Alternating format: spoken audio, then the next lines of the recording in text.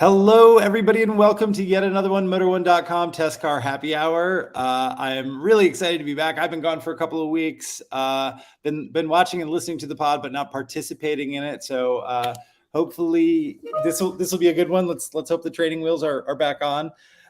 Helping me out this time, we have a special guest, editor-in-chief of RideApart.com, sister site to Motor1 that deals with all things motorcycles, Mr. Jason Marker. Say hello. Hello, everyone. And joining us as per usual, we also have managing editor Brandon Turkus. Hello there.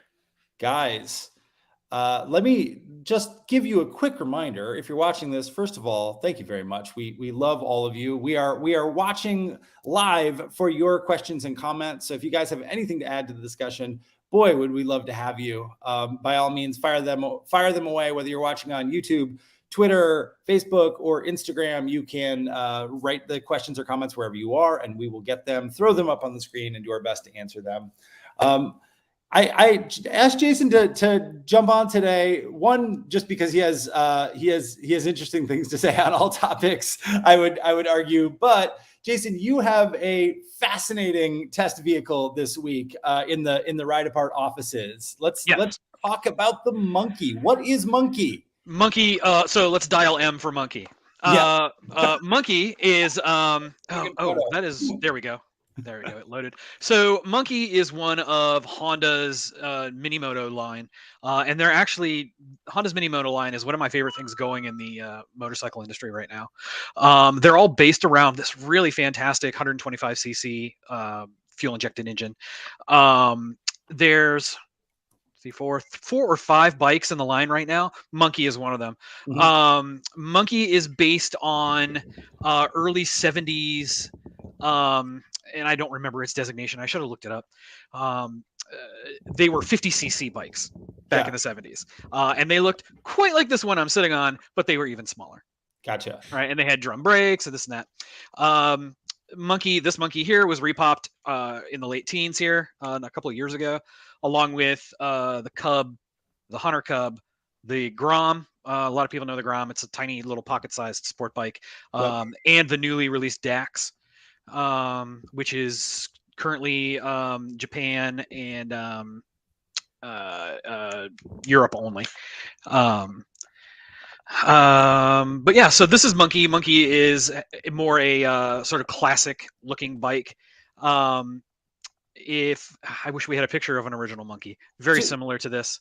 To me, Jason, it looks a lot like, so when I was, between the ages of 8 and 12, I never had one, but my cousins had Honda, what we called then just mini bikes, right? Yeah, that's exactly what it is. Yeah. So, and at the time, I remember it was the best thing in the world. You didn't have to shift them. I guess they had an automatic transmission. Maybe they would have had a scooter transmission in them. A scooter transmission. Okay. So they were really easy to hop on and ride. They were, of course, incredibly dangerous when I was 9 years old and had no idea what I was doing. And it was sort of a helmets optional situation in this, like late 80s Western Michigan situation. Mm-hmm. But that's when I see the Monkey, it looks just like that. It takes me back in time to being a kid and riding around on those. Are these kind of aimed at adult riders? Are they aimed at younger riders? Or is yes and no. I mean, these, depending on their trim level, these things cost north of $4,000. Oh, wow. Okay. So they're not like, you're not going to go down and pay a couple $100 at the Honda dealership and bring one home for the kids. Yep. But I mean, I ride this, it's road legal. It has a horn. It has a headlight. These have ABS. They're fuel injected. They have a 5-speed transmission. They have turn signals, everything they need to be. They're just pocket sized, Yeah. They're super fun. And they are. So Honda is kind of trying to tap into a sort of like Gen X boomer market here with these kinds of things. I wouldn't say that. Yeah, there's a mini trail. There's one of the Monkey's ancestors right there. Yeah. It's more like, so all of these bikes are developed out of the Cub, and the Cub, if I remember correctly, they've made tens of millions of Cubs since that bike was introduced in the 50s, right? The Cub was not you meet the nicest people on a Honda. That was the dream. But the Cub has put tens of millions of people on wheels all over the world, mostly in Japan and Southeast Asia.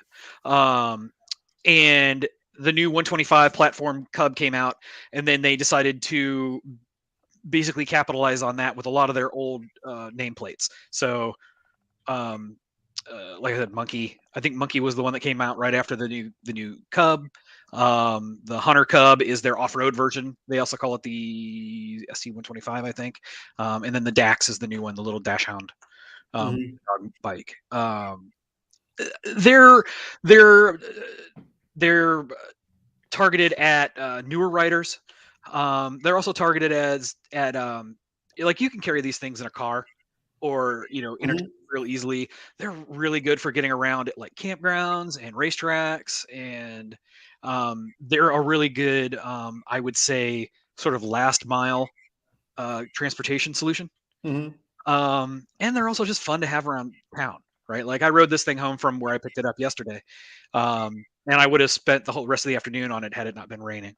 But here in Detroit, it's perfect for running around, go to the grocery store, go, grab a sandwich, do whatever, it's a very good little city runabout. I know you just picked it up, but you've got to get a million questions anytime you go anywhere on one of these, right? It attracts some attention, not a ton, but some. Okay. Oh, we just lost the photo, Kyle. That's okay. There it is. He's working on it.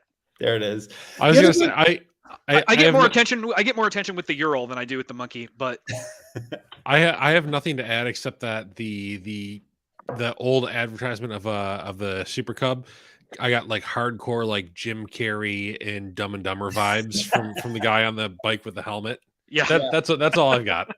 Well, Brandon, I was going to ask you, the funny thing to me is like, I mean, obviously we're talking about different divisions, like large divisions of a very large company. But the interesting part for me, especially like seeing that strategy with the multiple platforms or multiple products on one platform, essentially, but they're all kind of in a way harkening back, right? Like they're playing on nostalgia, even though they're modern products. Honda Automotive, that's not really in their DNA. Like we saw it a little bit with kind of S2000 like years ago, and they like to play up their motorsports history. But like on the auto side, Honda doesn't ever really get this playful. Unless I'm missing something, right? It's kind of funny. There are automakers that are like they're kind of slaves to their heritage. Yeah. A Porsche, Harley. Sure, yes. Yeah. On the bike side, Harley, Ford. They're kind of they have this slavish devotion to their heritage, and then you have brands like Honda. It's like we don't really care about that. But I think it is starting to change a little bit because you look at like the what's the little tiny electric Honda that they sell? In Japan, right? Like Japan and in Europe, it's the Honda One, I think. Is that what it's called or something like that? There is a Honda One. I don't know if that's still on sale in Europe. But Honda E. Thank you, producer Kyle. Yeah, so I mean, it's kind of changing a little bit, but I would love to see that that kind of embrace of classic Honda on the automotive side. I think it's great on the bike side. I think that bikes really lend themselves to that. There's also so when in my business, we talk about the big four, and the big four is Honda, Suzuki, Kawasaki, and Yamaha, and they are all varying degrees of playful or conservative in their design. Honda is one of the most conservative, Monkey and Mini Motos notwithstanding. Kawasaki is actually leading the industry in retro from Japan, right? Retro styled bikes with their ZRS series, all of which I love. Yeah, they're really, I mean, they're just like playing on a time that a lot of us, again, like we're kind of all the same age, right? Like we're within a 7-year shot. Of one another. I just turned 47 last Saturday. Yeah. So I'm a couple years younger than you. Brandon's a couple years younger than me. And I still think we all look at something like the plaid seat. We're looking on the Monkey there and seeing, or tartan. I don't know if there is a specific name for Honda. It's plaid. Honda's plaid, but like that kind of detail, like obviously GTI fans have geeked out over tartan seats. Oh yeah. Too. Just the obviously the styling, but we were talking a lot about you were mentioning the good color, the colorway here, the white and red really pops against the black wheels. That red is also, you can't see it in the picture, but that red is full of flake too. Really? Super sparkly. It looks like a you know, at like the county fair or at a carnival, you have the motorcycle ride where it's like a little kid ride and they're fiberglass motorcycles and they're all covered in lights and they are all painted like bass boats. That's what this color is. It's like a real bass boat kind of color. Yeah, there's a point of reference from a design ethos that I think a lot of us kind of get, and it was, I guess my point there was, it's a really fun era to draw from, even if you're doing something that's more modern, because it's very unlike what you're seeing, the kind of, you know, gray sedan idiom that you see, or gray SUV idiom that you see like all over the place right now. So it really stands out. Gary Clark is calling us whippersnappers. Gary, we know at the very least you're young at heart because you're on YouTube every time we're on YouTube. So. Right on. That's awesome, Jason. So before we wrap up on Monkey, tell us what we're going to see on Ride Apart. So everybody who's watching right now or watching the video after the fact should go to rideapart.com and look for some coverage of this bike. Are you going to be reviewing? Yeah. This one's for review. I have a couple of other review bikes in the garage. Most of what you see behind me are my bikes. Yeah. I currently have 12 bikes in my fleet. So. Amazing. Some of them actually run, which is what's amazing. I'm gonna keep this for a few months. I'm gonna have this around all summer. I'm going to be writing a few stories about it. A lot of social posting. Nice. You know, mostly like, you know, little videos and stuff on Instagram. Cool. I'll be taking it out to an area of Michigan called the Irish Hills. That's what I always call that my proving grounds. My wife's family has some property out there. So I go out and I flog test bikes around out there and take some good pictures and stuff like that. So keep an eye out for the Monkey. Keep an eye out for some other stuff. Come hang out with us and talk about motorcycles. So first, super producer Kyle is going to find and throw up some links to the Ride Apart social media. So if you guys have not yet, you can follow the Monkey Saga there, but also all the other great stuff that Ride Apart is working on every day. Yeah. Second, Jason, in the Irish Hills, after this, remind me to share with you a very old gallery I took of the world's scariest mini golf course that I'm sure you know if you know the Irish. I know Hills. exactly the one you're talking about. I know the one you're talking about. Yeah. Yep. Freaky, terrifying. I think it's finally been wiped from the face of the earth, but it was absolutely like a breeding ground for mosquitoes and meth. Yep. I will share with you my pictures of a test Harley I had. I rode it from Milwaukee back to Detroit. I kept it all summer and then rode it from Detroit back to Milwaukee to return it. Yeah. And I rode it along Michigan Ave, right through the Irish Hills. Love it. Got some great pictures of it in front of the dinosaurs. Good. So awesome. All right. Well, I'm going to back up a little bit in comments because Brandon, we started off with My Life is Legendary asking or shouting at us about the Audi S6, which you have been driving, which has been your driveway this week. He says, so I'm just going to throw this right at you. I don't know the answer or if he's right or wrong. Audi S6 is a good vehicle, but currently BMW M550, Mercedes-AMG E53 are better options for me. S models are overrated, especially in Europe where they would sell an S4 with a diesel. I don't know exactly what he's going for there, but I think what he's hinting at is that the Audi S models under RS and above the standard models are not a good performance value. Well, I think the problem with all three of those vehicles is a little bit broader than that, mainly because they're all old as hell. Yeah. You know, Mercedes just revealed a new E-Class. The new 5 Series is just around the corner. I got to imagine Audi S6 or Audi A6, S6, and A7, S7 are going to be replaced in the next year or so. So it's really a bad time to buy a car in that class just because you're getting a fairly old platform. And I think it is splitting hairs a little bit. All three of those vehicles have very, very different personalities. They're lumped together because they have similar outputs and similar prices, but I would never think of cross shopping. And maybe I'm just a little bit weird. I would never cross shop an E53 with an S6. They're just very different personality wise to me.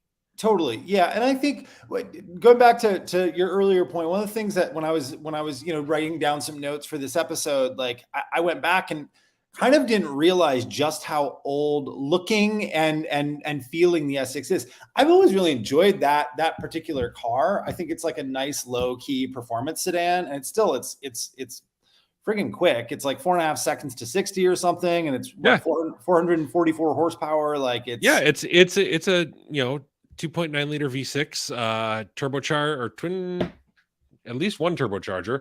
Yeah. And it's shared with the Porsche Panamera. It's a great engine. It sounds really awesome. Plenty of power. You're right, 4.4 seconds to 60. So it's a compelling car. It's just the personalities are so different. I mean, the E53 is kind of like a high pitched screamer with that straight six, and as he points out, the M550i has a V8, and it's kind of this bruising muscle car. Yeah. And the S6 kind of lands between them. I'll admit I haven't driven this car a lot. I mentioned in our pre-show chat that I'm putting about 500 miles on this thing this weekend. So I'm trying to leave it alone and, and let it prepare. But I've crawled around it. I've sat in it, played with the tech. It is definitely starting to feel old. The current iteration of MMI on there is pretty old. It's a very glass intensive cabin. I forgot how little storage space there is in there. There's like a little tiny center console, and that's it, because you've got these twin displays on the center stack. But it still feels competitive. I think anyone that is not following this industry the way that we do would get into this and be very impressed by what it has. The response times, the clarity, everything on the tech front feels more modern than I think the average consumer would think. Yeah, I mean, we're of course always driving brand new vehicles, right? So we're seeing the thing that is like the most up to date. But sometimes what we can lose sight of is the fact that if somebody's been driving the same car for 5 years, even 4 or 5 years, right, and they get into a new S6, for instance, it's going to feel like a super futuristic, like brand new leading edge vehicle, unless they have to do. Move from an S6 to an S6, and they're gonna be like, "Wait a second, it's still the same."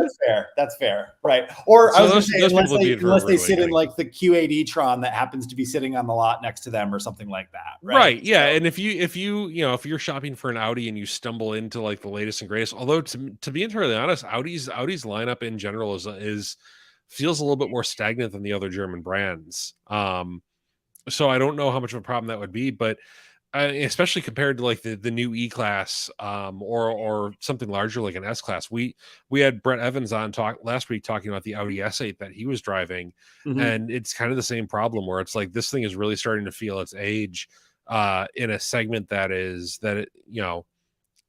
full of the latest and greatest. Yeah, and I Audi, like most automotive brands right now, are putting all their attention and development resources into their electric platforms and their electric vehicles, right? So like all of the e-tron stuff in the Audi portfolio has the newest tech, the flashiest gee-whiz gizmos, and the most probably freshest design, right? Doesn't make a car like the S6 or the S8 bad to drive. Far from it. It just, like, again, when you're looking at it a relative way, it feels a little maybe behind the curve. I'll tell you what, though, if you take the journalist hat off and not be a critic for a second, like, I'm going to put 500 miles on this S6 this weekend, and I'm going to be extremely comfortable for every one of those miles. It's going to be really fast. Yeah. Honestly, it's going to be a pretty good way of getting around. So just because we're on here kind of dragging it for being old, like, it's still a wildly capable and comfortable vehicle. Yeah. I mean, hell, I get into my personal 08 CLS sometimes when I just need to drive it and have been in new cars before and afterwards, and it still feels like a car that I would easily want to go across the state or across a couple states in, like some of these the kind of more innate characteristics, especially luxury cars, stay good until the car itself starts to fall apart, right? So right. Cool. I think my only other point on the S6 is always, and this is not a new one at all, but is always, I would probably just want to spend the extra $7,000 or $8,000 and move up to an S7, because I find that design so much more compelling and the packaging is more compelling on that one. I'm with you 100%. I'm thinking about, I'm going up north with my buddies, and we're going to be putting golf clubs and suitcases in the back of this thing, and I'm like, I really wish I had an S7 or even an RS6 for that matter, just for making loading easier. Well, What you really need, honestly, if you're gonna put your buddies in the golf clubs back, is not any kind of Audi, but you need the vehicle that I was driving all last week to move my houses, between my houses. It's funny because one of those buddies was suggesting that I get one of these for the drive up there, not knowing what he was asking for. So let's pivot. Let's start talking about the big green Sprinter, or I guess it's called aqua green. To me, when it first showed up at my house, I was calling it turquoise. Because that's a gorgeous color. In the sunlight, it's amazing. Really here it looks really dark. It was a rainy day. I promise you, like in direct sunlight in real life, it looks a little bit more turquoise. But I'm not actually used to seeing Sprinters in any color. Right, exactly. Sprinters come in white. That's Sprinter color. Jason, in the Motor1 chat, when this one came in, I was freaking out. I think everybody, my wife for sure thought I was losing my mind, but everybody else thought I was a little crazy. But like white and black, those are the only colors I've ever seen a Sprinter in. Yeah, no, it looks amazing in that color. Yeah, it was really good. This is an older model, so like just to set the record straight, Mercedes, I mean, it's not just Mercedes, Ford, Ram in the past with cargo vehicles tend to keep them around in the bigger media fleets across the country and probably in other countries as well, because it's not a vehicle that you can like test every day. So they have a longer lifespan in real life too, right? So what year is it? This is a 21. So it's a model year 21. So certainly still, it's practically a brand new vehicle. I don't know how fancier than all the Sprinters I've ever driven. So yeah, no, for sure. And the only reason that's relevant is because the specific spec on this one is not like you couldn't go out and buy it today off of a lot. Oh, sure. Right. God, so look at all that space. So the one that I had, that's a small one too. That's a crazy thing. I know. Yeah. But still, like, we absolutely could have done the pod in there. Yeah, this is the high roof version of the shorter. It's 144 inches cargo space. I think it goes up to 170, and then you can also get a 170 extended wheelbase, which is like driving a small city bus, basically. Yeah. And dude, the other thing about this, here's my overall take on the Sprinter, like especially now, which is so. Of course, perfect vehicle to move in, like very easy to use, incredibly drivable around town, like still not bad on the highway, all that stuff that you would expect from like a great cargo vehicle. The thing that strikes me in 2023 about this is even with the new pricing, I mean, the one that I had was $55,000. Like now we're talking about a few $1,000s more than the average vehicle costs in the US. And oh, by the way, I actually think that if you're lucky enough to be able to buy one new, you could probably you could almost flip them because there's a waiting list on these things. You can't just roll up and buy them. They have been in high demand for half a decade at this point, right? So what are the electronics like on this vehicle? What does it have for camera? It's an old version of Command, right? Is the entertainment. So the one, and again, like I was going through the consumer site today, and I'm not exactly sure what was offered for the 21 model year, but I had what I think, Jason, is the middle tier of the kind of infotainment and stuff like that. So there's a really small 7-inch touchscreen. Kyle, there's a photo in there that you can sort of see it. I had one of the screen and one of the cabin. So the options on this thing were, I think there was about $2,000 in like a premium convenience, or what was it called? A Comfort Plus package, right? Always spring for Comfort Plus. That smaller touch screen. They do make a larger one. Electronically controlled seats, so electronically adjustable seats, and they're heated. That steering wheel is busy. There's a lot going on, but no, my first thought is, if you've been in, like, obviously Brandon has been in a lot of like very recent Mercedes products. The cool thing is like, what you see here is like a plasticized version of like the existing Mercedes design language. Just everything is, rubber and hard plastic. That's kind of cool. I'll tell you what, that was the good steering wheel. And the current Mercedes steering wheel is terrible. That's the one you want. Like, that's awesome. The one with like good, like a mix of like physical and like haptic controls. Like, that's a good steering wheel. Yeah. I just love the fact that it has all the same design. It's like you've got the high end, the 6-figure Mercedes design ethos, but just done in their like the cheapest, most durable plastics that you can get, right? So it's one of the things I love about German automakers is like they approach building a van just as seriously as they approach building a supercar. Yeah. I absolutely love it. It's great. Real quick, there's someone in the chat suggesting that the color on this van is a wrap, and it is absolutely not a wrap. It's not a wrap because look at the seat bases or the body color. That's right. Yeah, Gary. Sorry, I'm geeking out on Sprinter and I missed that. Yeah, this is a color that's still offered. It's called aqua green. You can buy it again if you can find one. You can order it from Mercedes. And houses, yes, I have 2 houses right now, but only not because I've become a wealthy person, only because I bought a new house and I have not sold my old one yet. So how did you not sell a house in Ann Arbor? I mean, I hope to sell it pretty soon. Let me be really clear about that. If I had a listing link, I would make Kyle throw it up there to try to promote that, but it's not quite on the market yet. Do these new Sprinters still have the phenomenal turning radius? Amazing. Yeah, they're really incredible. At my old street, I could probably do it here too, but we lived on a essentially a cul-de-sac, but a really wide street. And it was a great one because nobody street parked to be able to test the turning radius a little bit more than an average city street.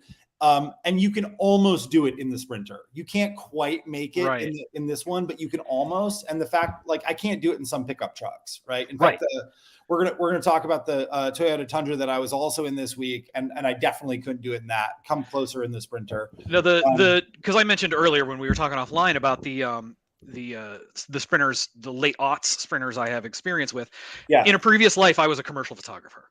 And I shot cars and bikes and stuff out of big studios here in Detroit.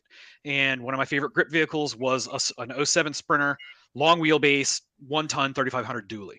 Yep. And that thing could turn within its own wheelbase. Yeah. It was nuts. I could put that thing anywhere, fully loaded, which is especially good when we're on location and we're trying to like get into semi not accessible places with this thing, right?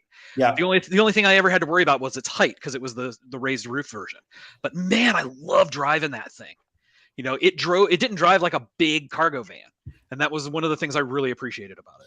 Yeah, one of the guys that helped us move, we had one day of like movers helping us with heavy furniture and stuff. And he said he does some moving on his own too, in addition to working this company, and he has a ProMaster. And he was geeked about the Sprinter. He said he had driven them before for work, but like he loved it so much more than the ProMaster just because of that. It was more. And the ProMaster's the new Dodge van, right? Yeah. And not particularly new anymore, but Dodge's. The problem with the ProMaster is it has the worst transmission ever fitted to the car in the history of cars. Chrysler product with a bad transmission. Oh my! It's one of those. It's a Fiat. So it was a Fiat first. It was a Ducato. And it was one of those automated manuals, and it was, God, just a shovel-nosed piece of crap. I hated that thing. Hey, huge slam on shovel-nosed snakes out of nowhere. God, I hate the ProMaster so much. Yeah, I mean, that's the thing is like it really is funny, but like when you have the opportunity, even over years, to drive multiple cargo vans, you would think that they'd all be sort of the same, but they're really not. Like the Sprinter really is, and all due respect to like. I've moved in ProMasters. I've certainly had lots of time in both Transit and Transit Connects. I think that the Ford Transit Connect especially is like really compelling if you need something. I like smaller. The Transit Connect. Sprinter, if you need a big boy van, a big high roof van, the Sprinter is just the nicest to live with and nicest to drive. It's expensive to keep though.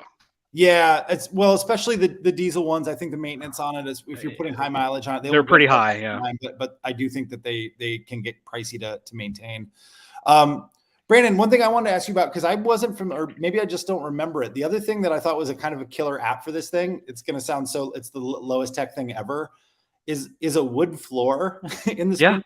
Yeah. So I had one in my grip truck. It was great. It's kind of that composite stuff. It's almost like like pressboard or something like that, but it's not so hard. Like you can scrape it, but the neat thing is it's the kind of thing where if you make a little gouge in it, you can almost just like kick it with your toe and it goes back to looking normal. It's like Play-Doh or something like that. Right. So you can see it a little bit here. It's gray. We had this thing really knackered up. It's not OSB. It's got a funny acronym. Yeah. It's the same thing they use for the camper vans in Europe, like the camper conversions they sell of these. Yeah. It just takes a beating. And I mean, obviously it needs to, but it was raining, it was muddy. I was moving over the course of the week. Sure. You get lazy and gouge it, and it came right back. So Seth, did yours have a tailgate or barn doors? It had barn doors. Oh God, I love a good barn door. I didn't know you could get a tailgate on that. I wasn't sure if you could. I had no idea if you could. No, this Yeah, has I've only ever seen them. I've only ever seen them with barn doors. I think they say they're 270-degree open. So, but one opens almost all the way, like will fold against the seat, and then the one or the door or the side of the van, and then the other one with the door side doesn't open quite as wide. It won't fold flat, but still, I gotta book myself one of these. I have so little experience with a Sprinter because I always my default is just get a Transit. It's a big fat Focus, and I love it. But I need to do something with a Sprinter because I've driven one once, and I feel like I'm missing some elemental part of being a car journalist. I think you are, because the Sprinter is where it's at. I've never driven I got really, really jealous of, there was a program years ago where when they first launched the 4x4 version of it, right? Like you can, and Brett Evans brought this up when I was showing the green one too. He said he's seen that color be really popular with people who are doing RV conversions too, because again, these things are experiencing a tremendous new life as new vehicles, but in many cases, second lives too, right? Because people convert them to recreational vehicles, essentially, to kind of RVs. And I think when you get into something like that, where you've got a pretty punchy diesel engine, and again, we didn't really talk about it, but they don't sell this 3-liter V6 turbo diesel anymore. This thing hauls ass, man. It is it's 350 pound-feet of torque or something, and it just feels really, really quick, even when it's loaded up. It's great. But as something that you were doing towing with, or have really weighted down with a lot of your a living space in there, I think it makes a hell of a great overall vehicle too. So just big box on wheels with an engine. How you almost can't go wrong. It's very pure. It's very pure motoring. Yes, absolutely. Jason, I did want to ask too, because I know that you were talking about using it before, but are these not used in the for people who are into bikes, in the community? No, they absolutely are. They've got to be, right? Royal Enfield delivered a bike to me a couple of weeks ago, the new 411 Scram, and they brought it to me in a Sprinter.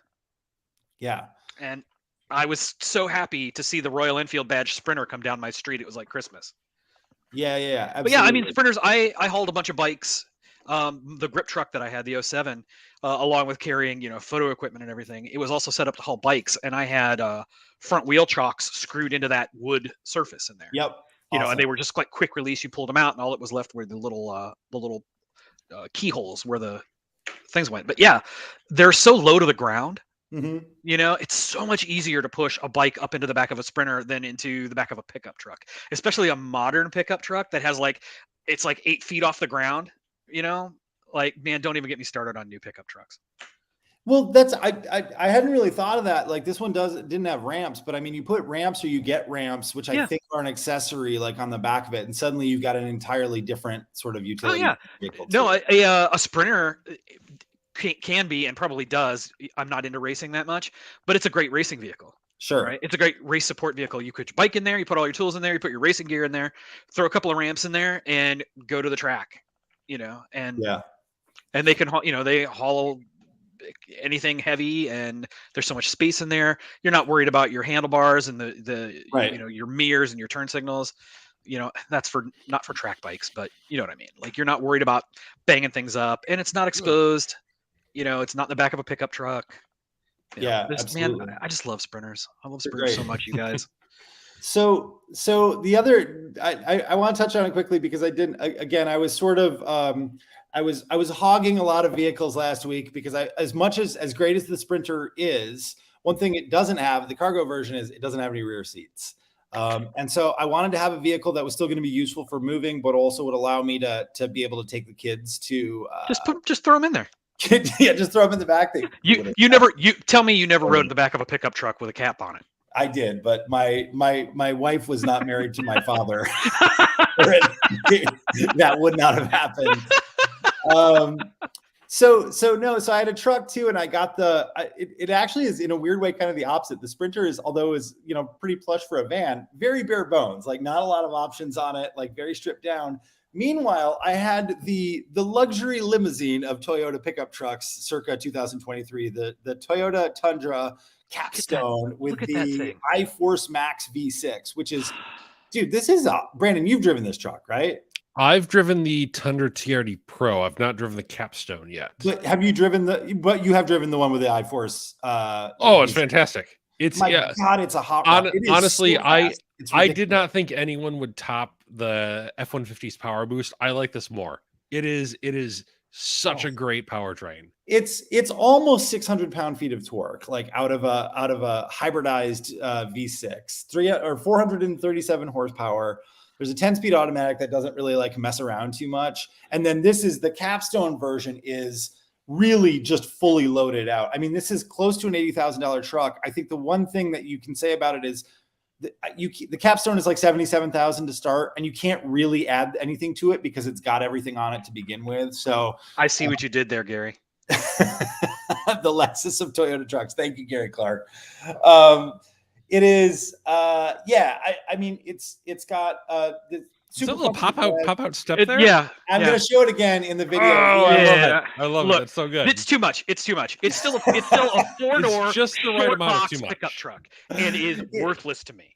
It's not good if you want to haul big things, but as a tandem, as a companion to your Sprinter van, Jason, it works very, very well. As you can see. The last good pickup truck made was my 1985 F-150. That was the last good, true pickup truck made. I think that literally millions of Americans every year would disagree with you based on their purchasing decisions. But I think the idea those people are wrong. I think looking at this, the idea of white leather on a pickup truck is the worst Insane. idea in the history of bad ideas. Crazy. It's like having white furniture and white carpet in your house when you got kids. Yeah. Well, and don't get me wrong, this one did get a little bit. What is that? Is that a wireless charging thing? It's got everything. I mean, the Jason, the great thing about the auto industry now is that all the automakers have decided that we need to build wireless chargers into cars. And 201, they are all garbage. I'm sure they are all terrible. I'm sure they are. The minute you hit a bump, it bounces off there, and then some of the cars, they flash a message on the infotainment saying your device has stopped charging, and you get that every 5 seconds. Yeah. Now, quick, very, very short vignette. This summer, I rode my Ural cross country. I rode it west to east from Oregon to Detroit. About halfway through, rain got into my tank bag and shorted out the charging port on my phone. Oh no. That eventually dried out, but I had to go to a truck stop and get a rubber wireless charging mat and put it all in my my tank bag for the ride home, and that worked better than what you just described in this $80,000 pickup. Well, listen, first of all, to be fair, I actually had no issues with this charging mat at all. It has two little rubber kind of like tabs that hold the phone in place pretty well. At least if you have a big, like I have the big screen iPhone, right? So maybe with a normal size one or a smaller one, it wouldn't work particularly well. This one was okay. Although I've certainly had the experience that Brandon was talking about with it jumping all over the place. Mm-hmm. I will say that like from a livability standpoint, from a truck standpoint, you're right. Like if you really want to do truck stuff, like this is not, it's the bed is short, the cab is big. It doesn't make a ton of sense, but we all know that what people usually use pickup trucks for is cars, right? They use them what like they could use a sedan for. Yeah, exactly. So if that's your use case, if you want a truck, well, I mean, there's fantastic infotainment here. Like really the screen in this thing is phenomenal. It's a beautiful display, like the baked in Toyota infotainment. I actually think the software is really good and easy to use. Of course, it does like smartphone mirroring and things like that too. And then because I'm giant, I love the fact that there is all the space in the rear seat too. Like I have more than enough room, probably more room than I do in most SUVs in the rear seat for kids and grown-up adults too. So as much as it pains me to say, that is a good looking cockpit. It's fantastic. But I mean, I'd rather see it in a wagon. Gary was making the joke about a Lexus. Like, I mean, it really does come 80% of the level of a lot of Lexus interiors that you're getting at this point. Yeah. Well, I mean, look at the stitching on the dash. If you're looking at like a Lexus LX, like in terms of the hardware that's in this cabin, a lot of it is shared between the two. Yeah. I think the one thing that would be, I can see the appeal of this because you can get the hybrid powertrain in the Sequoia too, right? Yeah, that's right. Yep. See, that's mighty tempting. Now, if they put it in the Lexus LX, then you've got the winner. The Sequoia, man, the Sequoia should be the winner here. But honestly, Brandon, I was thinking about that because I drove. You didn't like the Sequoia when you had it. Yeah. New Sequoia has got a hump in the middle of the cargo space, a giant hump that makes the cargo area almost not useless, but like very hard to use. Doesn't need to be there, right? So that's the one thing that pushes me. Like, I didn't do because I had the Sprinter, I was throwing boxes in this and driving it back and forth and doing like short runs and stuff. It's very handy to have a pickup truck, even with a smaller bed when you're having a moving week for sure. And want to put people in it. But I don't think the Sequoia wouldn't have had as much utility for me in this case, because it would have been such a pain to be able to negotiate around that big intrusion into the cargo floor. Is the Sequoia a trim level of one of the trucks, or is it an SUV? No, it's an SUV. Okay. It's a 3-row SUV. Think like Tahoe Suburban kind of competitor. Yep. A little bit shorter, but overall, I adore this powertrain. I do think that Tundra is a nice complete truck. I would love to drive one more like an SR5 or something, one of the lower trim level ones, to see how it holds up. But in this like high dollar level, it's a super nice experience. So we've got Naveen. First of all, sorry guys if I've not been keeping up with comments. Thank you, Kyle, for reining in the intra-commenter beefing that's happening over here. But Naveen the Machine did weigh in to say, if you're shopping for an LS600, get the Tundra. The Tundra has bigger screens and far more features, like a panoramic sunroof, and also a lot more power. Shots fired against Lexus and the LX600. It's certainly more expensive. I don't know if I can make the call on that one. Whether it comes down to taste. I think what you're getting far more off-road capability. Far more off-road capability. It's more civilized in the cabin. It's quieter, but you don't get that hybrid powertrain. And honestly, that's what does it for me on the Tundra. I really love that powertrain. It is a charmer. Yeah, it's fantastic. And like I said, I was hooning around in a little bit, but like I do think that without a scientific test, but just looking at the in-car, I do think that I got worse fuel economy in the Tundra than I did in the Sprinter. I'm sure. So, like by a couple MPG. To call back to the beginning of the show, you know what the Monkey's MPG is? Oh, 137. 169. Price is Right rules. I win. Yeah, no, you win. But yeah, it's 169. We all win. Nice. Oh man. Nice. All right. Guys, I think this has been great. This has been really fun. Jason, thanks again for joining us. Thanks for talking monkey with us and getting us two-wheel action over here in four-wheel land. Anytime. Brandon, as ever, you are welcome and oftentimes commanded to join the podcast. So we appreciate having you. Thanks everybody for watching now. And again, as usual, if you're catching this after the fact when we're not live, please feel free to leave us comments and questions, and we would love to answer them on YouTube. Join us next week, Thursday at 2:30 Eastern for more Test Car Happy Hour fun. Thanks so much. Bye, guys. Thanks for having me on. May the 4th be with you. And also with you.